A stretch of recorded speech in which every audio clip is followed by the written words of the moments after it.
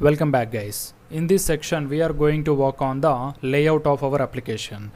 So from this video onwards I am going to show the demo, that means actual prototypes of the deployed project. So it's still loading, it is in the sleep mode. Let it reload and let me go to the protected page, because for all the protected page the layout will be common. So I'm going to write in this protected page. Okay, so we will receive the children, which is nothing but the page. So obviously we are going to have a header, and then at the bottom we are going to have the content. So it's still reloading. If this loads I can show it better.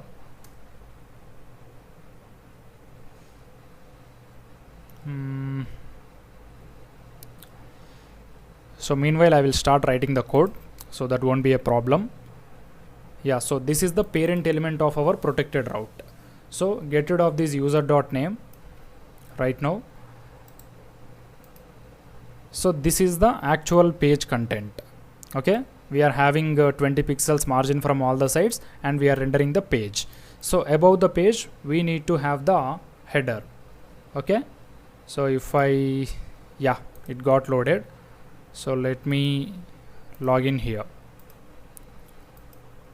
So I'll log in with Arjun here also. 1 2 3 4 5 6 7 8 login. User does not exist.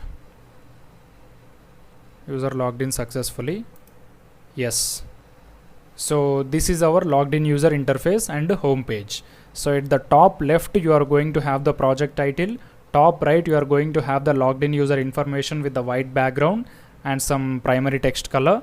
So this is the user icon and this is the logout button. Very simple header. I'm not going to make the UI complex. So here we are there to learn the logic functionality, not the CSS things. So that is the reason I'm going to make it UI very clean and simple. Okay, so these are the filter section. This is the home content and search and products. So forget about all these things. Let's focus on the header. Okay, so yeah, above this div we need to have the header. Okay, so you have this user right. Keep this user outside of the return. Outside of the div. Return only if the user is there. Yeah, now you have one parent element. This is the parent element. So first I am going to write the header. So if you observe, we are facing an issue. So before starting with this layout, let me fix that. So whenever I start making the changes in the front end also, that means this protected page is related to the client React tab. So if I put something here and if I hit the Ctrl S, this nodemon is restarting. Ctrl S, here you can see it is getting restarted. So this is not required. So the backend has to restart only if we start making changes only in the server folder. So it has to ignore the client changes. So if you don't do this, you are going to end up with lot of errors while coding. So to avoid this confusion or to fix this error, you have to create a file called as the nodemon.json.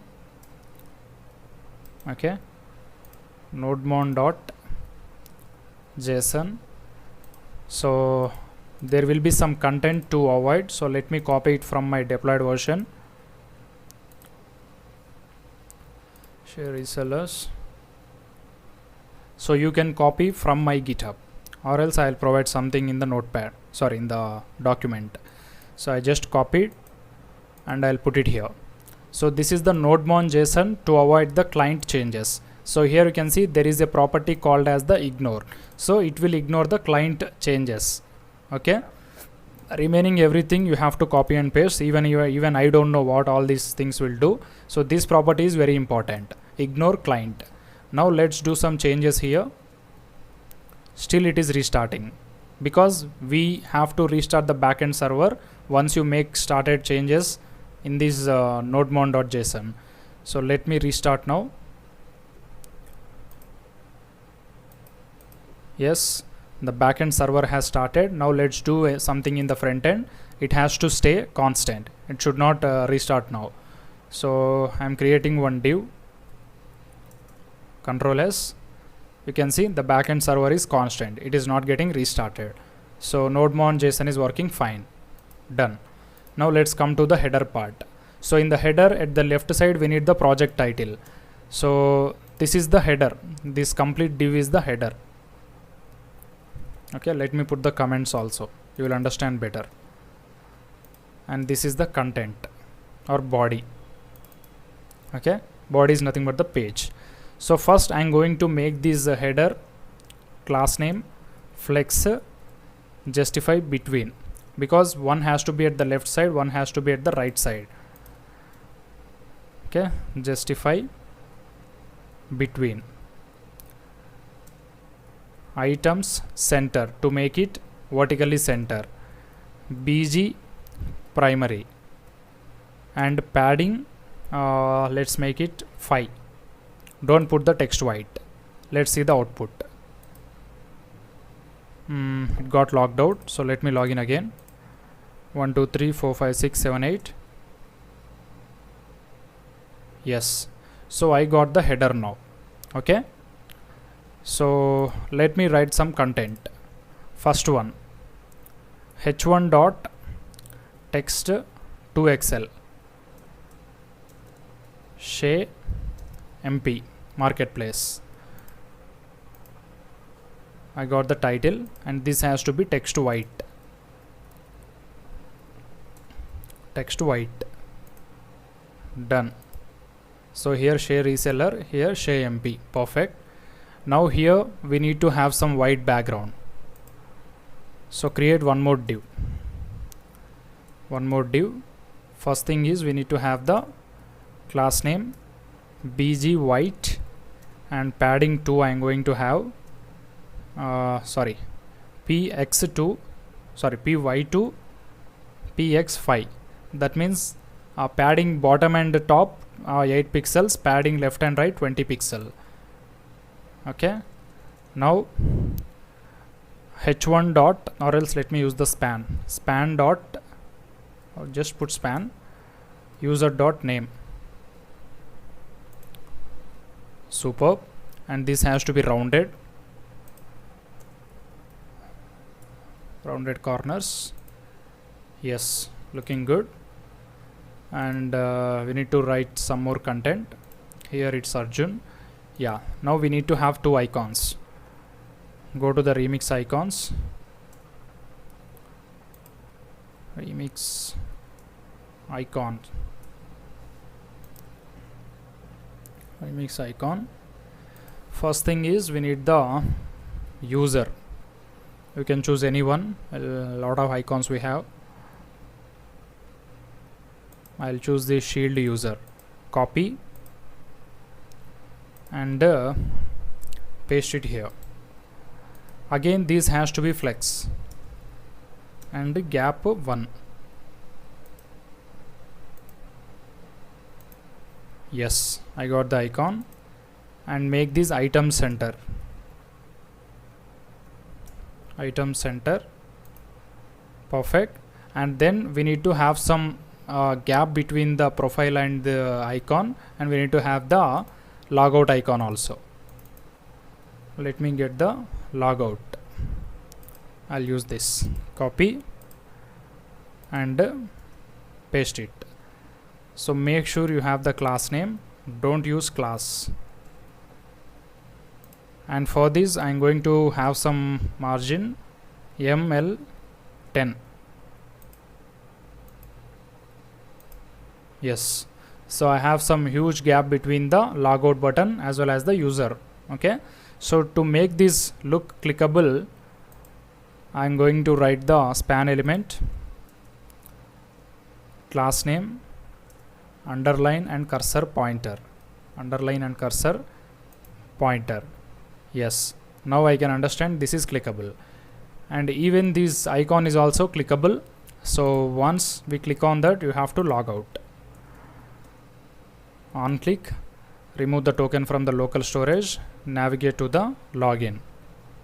That's all. Perfect. So I think we got the layout. Okay, so almost similar. Only the thing is the margin is padding is high. Let me use P6 for the header. No, keep it P5. Done, guys. So you got the home page, you got the header and logout and username, everything seems to be working fine. Let's make the username as uppercase always. Uppercase. Done. And yeah, that's all. When you click on the logout, it's getting logout, and try to log in again. 1 2 3 4 5 6 7 8. So login. Awesome. So if you guys observe, I have made the layout very simple. Even the normal beginners can do it very easily, because I don't want to waste much time on the CSS part, as I said. So I can make the fancy sidebars and these fancy looking headers and all the stuff, but as I said, I don't want to waste time on the styling and UI. So it has to be good, clean UI, but not fancy. That means if you want to make the fancy UI, you have to invest a lot of time on the UI part only. Okay, that's the reason I'm going to keep it as simple as possible. So in the next section, we will be starting our state management concept. Thank you.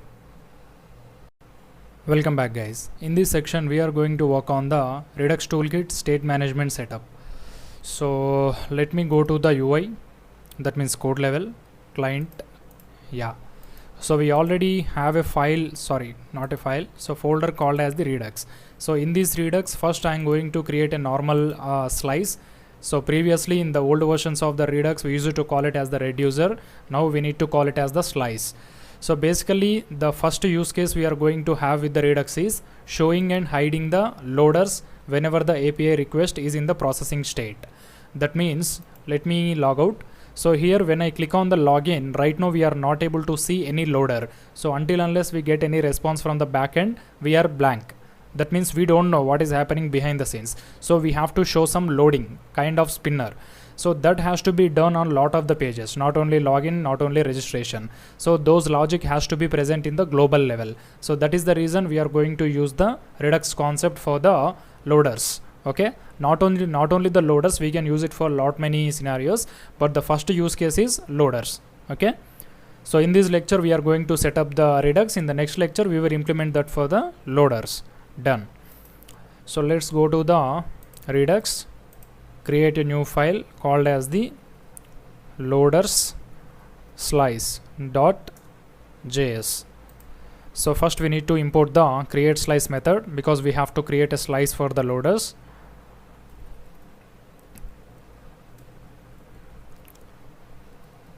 Import create slice from Redux Toolkit.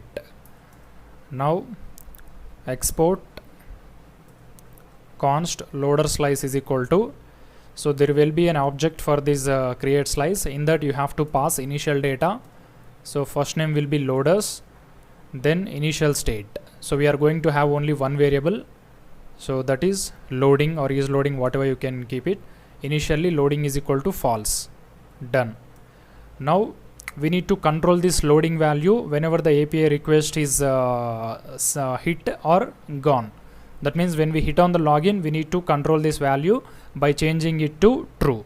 Once we get the response, again we have to make this false. So whenever this value is true, we will show the loader. Okay. So in the reducer, I am going to have a method to control the value of the loading, that is set loader. Set loader. So state.loading is equal to action.payload. So we will send in the set loader whether it is true or false. Okay. Now you have to export this set loader function along with the loader slice. We need both. To create the store, we need this loader slice. To access this function, we need this export. Now go to the Redux and create the store. Okay. So let me go to the store.js and import create store method. Sorry, not create store, configure store. Configure store from Redux Toolkit. So now I'm going to write const store is equal to configure store. We need to pass the reducers. Loaders is equal to loaders slice dot reducer. Okay, so from the slice we need to extract the reducer. Done. Then we need to export the store. Okay, so as I said, these data should be accessible to all the components and all the pages. So it has to be either in the app.js or in the index.js. So I'll use the index.js. So let me import the store.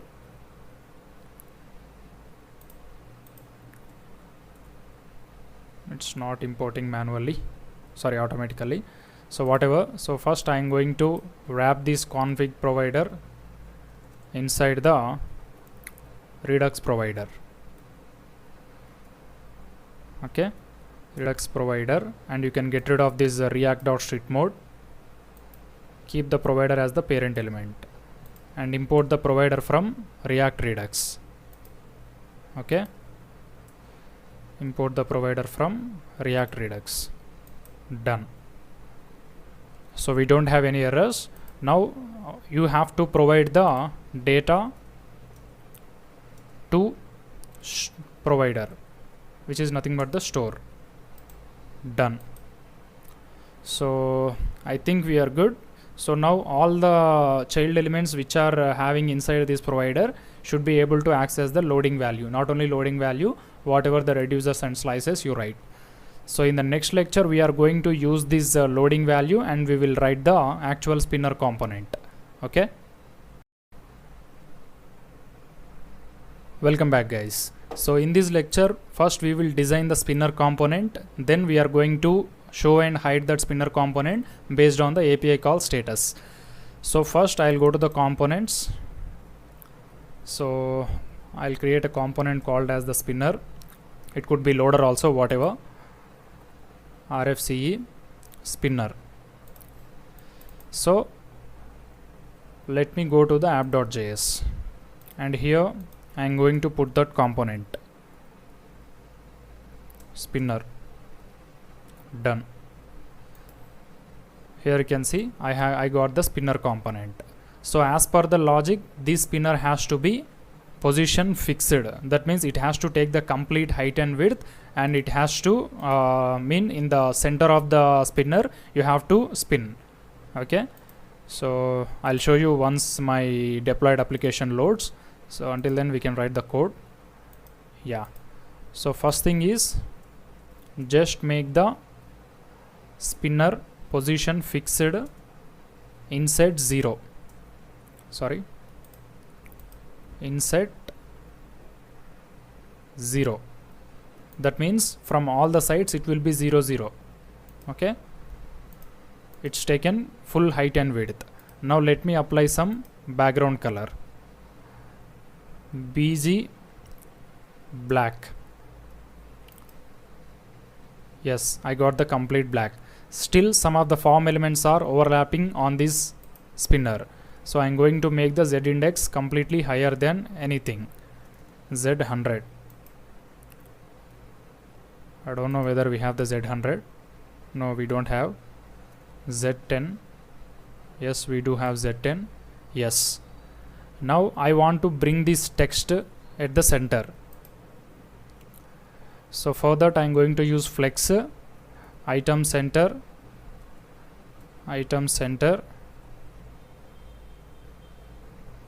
and justify center. So now the text is center. Okay, now let's remove the spinner text and design the actual loader. So I'm going to create one more div. Okay, so for this div I'm going to keep class name W10 H10 and border 4.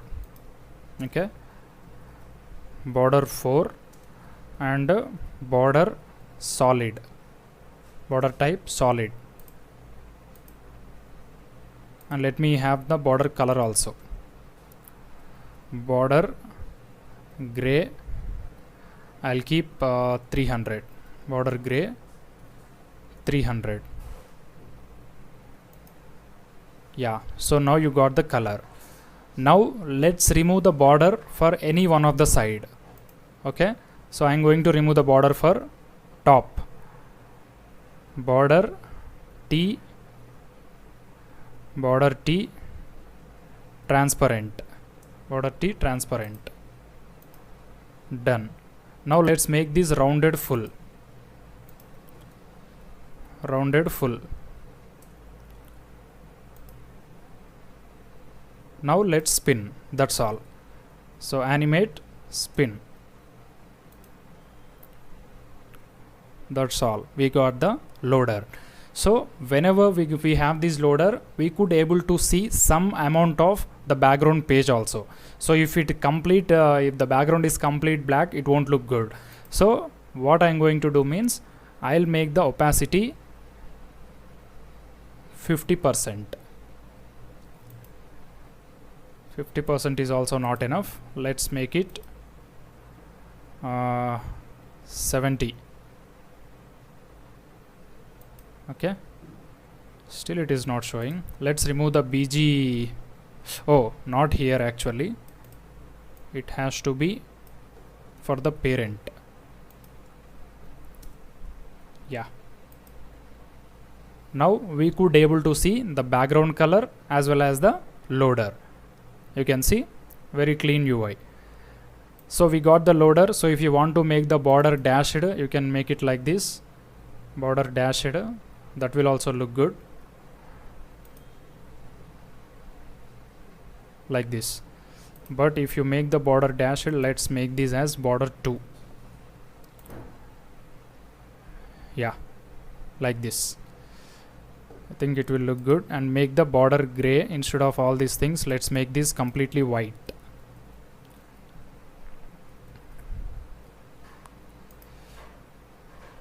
Yes, done. And if you want to remove the border dashed, let's make it solid. You can play around with it based on your requirement. So let's keep like this only. Now we have to make this dynamic. So go to the app.js, get the loading value, const loading value from use selector state.loaders. Okay, so whatever the name you have given in the store, that has to be given here. This loaders must match with this loader, state.loaders. Now show the spinner component only when the loading is true. Done. Okay, now go to the login page. Create the dispatch object. Const dispatch is equal to use dispatch, and then dispatch set loader. Okay, set loader true initially, and once we got the response, set loader false. Even in the catch block also set loader false. Go to the register, do the same scenario. Const dispatch is equal to use dispatch, dispatch show loader, set loader true. Once we got the response, set loader false. Even in the catch block also set loader false. Use dispatch is not imported. Let's import it. Done. And also we have one protected route. Here also write dispatch const dispatch use dispatch, and then dispatch show loader. Sorry. So in my last projects I was using this show loader. That is the reason I'm getting that set loader false. Here also set loader false. So in all the API calls I have implemented it. Okay, and now we are not able to see any loader. So let's log in with Arjun details. 1 2 3 4 5 6 7 8. So the moment I hit this login button, I have to get the loader, and the moment I got the response, the loader has to be hidden. So I'm clicking on the login button. I got the loader. You can see Now even if you refresh, you will get some loader until you get the user response. That's all. So this is about the loader. Okay, let's try for the registration. So I'll use name, my name only, Satya Prakash195@gmail.com, password 1234567 login. Done. User created successfully. So whenever the user created successfully, just navigate the user to the login page. Okay, register, navigate the user to login page. Done. Let's create one more user. I'll use Messi123@gmail.com, register. Done. User created successfully. So let's log in with Messi credentials. 1234567 login. Done. So everything is working as expected. Now let's use the Redux for storing the user details also. Go to the Redux users slice.js.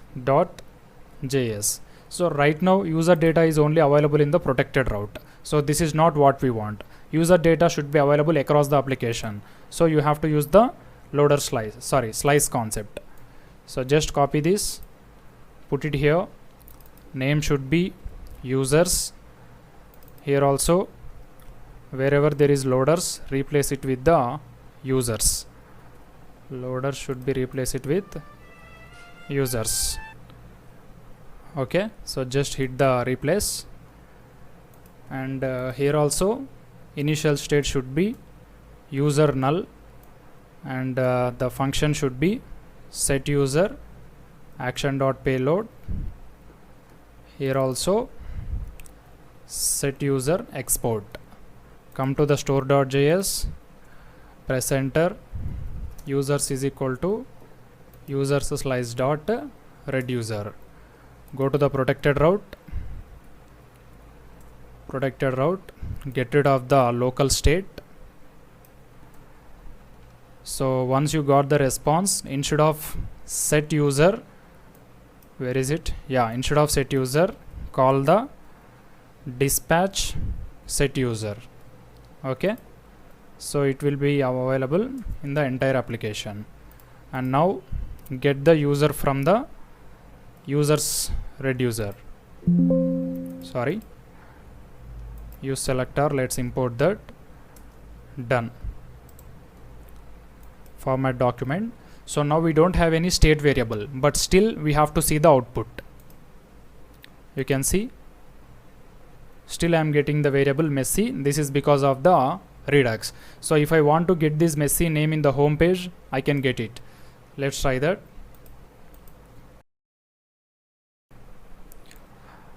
Welcome back, guys.